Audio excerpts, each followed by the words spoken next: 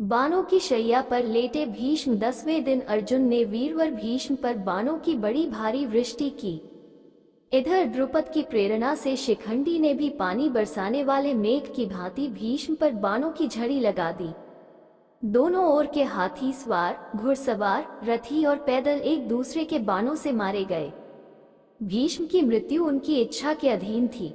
जब पांडवों को ये समझ में आ गया कि भीष्म के रहते वो इस युद्ध को नहीं जीत सकते, तो श्री कृष्ण के सुझाव पर उन्होंने भीष्म पितामह से ही उनकी मृत्यु का उपाय पूछा। उन्होंने कहा कि जब तक मेरे हाथ में शस्त्र है तब तक महादेव के अतिरिक्त मुझे कोई नहीं हरा सकता। उन्होंने ने ही पांडवों को सुझाव दिया कि शिखंडी को सामने करके युद्ध लड़े। वो जानते थे कि शिखंडी पूर्व जन्म में अम्बा थी, इसलिए वो उसे कन्या ही मानते थे। 10वें दिन के युद्ध में अर्जुन ने शिखंडी को आगे अपने रथ पर बिठाया। शिखंडी को आगे देखकर भीष्म ने अपना धनुष त्याग दिया। उनके शस्त्र त्यागने के बाद अर्जुन ने उन्हें बाणों की शैया पर सुला दिया। वे उत्तरायण की प्रतीक्षा में भगवान विष्णु का ध्यान और स्तवन करते हुए समय व्यतीत करने लगे। भीष्म के बाण शैया पर गिर जाने के बाद जब दुर्योधन शोक से व्याकुल हो उठा, तब आचार्य द्रोण ने सेनापतित्व का भार ग्रहण किया। उधर हर्ष मनाती हुई पांडवों की सेना में धृष्टद्युम्न सेनापति हुए। उन दोनों में बड़ा भयंकर युद्ध हुआ, जो यमलोक की आबादी को बढ़ाने वाला था। 13वें दिन के युद्ध में कौरव सेना के प्रधान सेनापति गुरु द्रोणाचार्य द्वारा युधिष्ठिर को बंदी बनाने के लिए चक्रव्यूह पद्मव्यूह की रचना की गई। पांडव पक्ष में केवल कृष्ण और अर्जुन ही चक्रव्यूह भेदन जानते थे, लेकिन उस दिन उन्हें त्रिगत नरेश बंधु युद्ध करते करते चक्रव्यूह स्थल से बहुत दूर ले गए। त्रिगत दुर्योधन के शासनाधीन एक राज्य था।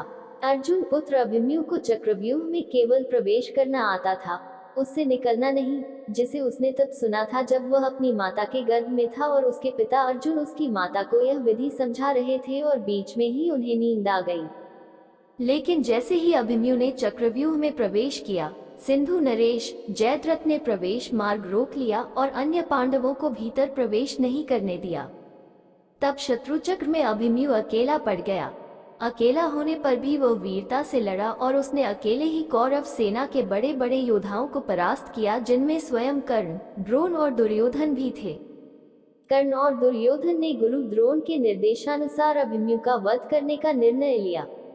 कर्ण ने बाण चलाकर अभिमन्यु का धनुष और रथ का एक पहिया तोड़ दिया, जिससे वह भूमि पर गिर पड़ा और अन्य कौरवों ने उस पर आक्रमण कर दिया। इस युद्ध में अभिमन्यु मारा गया। युद्ध समाप्ति पर जब अर्जुन को ये पता लगता है कि अभिमन्यु के मारे जाने में जयद्रथ का सबसे बड़ा हाथ है, तो वह प्रतिज्ञा लेता है कि अगले दिन का सूर्यास्त होने से पूर्व वह जयद्रथ का वध कर देगा, अन्यथा अग्नि समाधि ले लेगा। 14वें दिन का युद्ध अविलक्षण रूप से सूर्यास्त के बाद तक चलता रहा और भीमपुत्र घटोत्कच, जो अर्ध असुर था, कौरव सेनाओं का बड़े पैमाने पर संहार करता रहा। आमतौर पर असुर रात्रि के समय बहुत अधिक शक्तिशाली हो जाते हैं। दुर्योधन और कर्ण ने वीरता से उसका सामना किया और उससे युद्ध किया। अंततः जब ये लगने लगा कि उसी रात घटोत्कच सारी कौरव सेना का संहार कर देगा, तो दुर्योधन ने कर्ण से ये निवेदन किया कि वह किसी भी प्रकार से इस समस्या से छुटकारा दिलाए। कर्ण को विवश होकर शक्ति अस्त्र घटोत्कच पर चलाना पड़ा। यह अस्त्र देवराज इंद्र द्वारा कर्ण को उसकी दानपरायणता के सम्मान स्वरूप दिया गया था, जब कर्ण ने अपने कवच कुंडल इंद्र को दान दे दिए थे। लेकिन कर्ण इस अस्त्र का प्रयोग केवल एक बार कर सकता था, जिसके बाद यह अस्त्र इंद्र के पास लौट जाएगा। इस प्रकार शक्ति अस्त्र का प्रयोग घटोत्कच पर करने के बाद वह इसे बाद में अर्जुन पर ना कर सका। विराट और द्रुपद आदि राजा द्रोण रूपी समुद्र में डूब गए। उस समय द्रोण काल के समान जान पड़ते थे। इतने ही में उनके कानों में यह आवाज आई कि अश्वत्थामा मारा गया। इतना सुनते ही आचार्य द्रोण ने अस्त्र शस्त्र त्याग दिए।